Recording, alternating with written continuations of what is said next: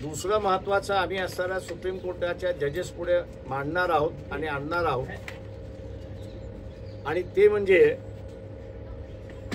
इथे schedule caste आणि schedule tribe constitutional committee आहे, संविधानाने केलेली कमिटी आहे, आणि ह्या संविधानाच्या कमिटीला शेड्यूल कास्ट आणि शेड्यूल ट्राईब यांची असणारी परिस्थिती सुधारलेली आहे का, बदललेली आहे का, याचा अभ्यास करण्याची जबाबदारी देण्यात आलेली आहे।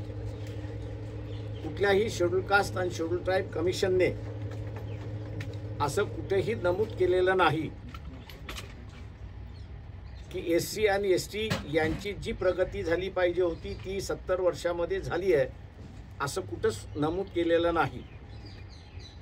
आणि त्याच्यामुळे कोर्टाने जे सुमोटो आपल्यावरती जबाबदारी घेऊन काही जणांच्या पिटिशनवरती हे जजमेंट दिलेलं आहे, हे जजमेंट आम्ही असताना मानतोय की देशाच्या बेसिक स्ट्रक्चरच्या विरोधात आहे असं मी त्या ठिकाणी मानतोय। हा देश कधीही एकत्र नव्हता, आणि त्याचं सगळ्यात मोठं कारण जात ही होती अशी परिस्थिती आहे, धर्म होता अशी असणारी परिस्थिती आहे।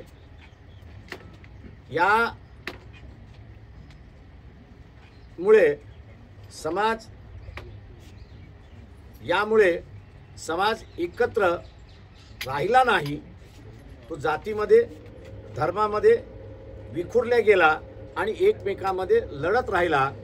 आणि म्हणून भारताबाहेरच्या ज्या शक्ती होत्या या सगळ्यांनी भारतावरती राज्य केलं अशी असणारी परिस्थिती आहे।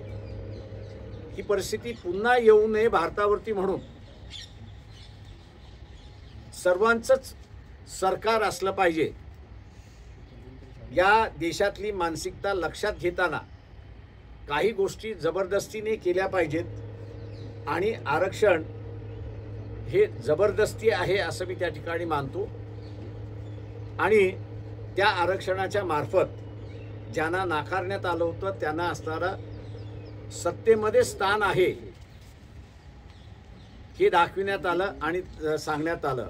आज तेच स्थान सुप्रीम कोर्टाचा निर्णय त्या ठिकाणी काढून घेते।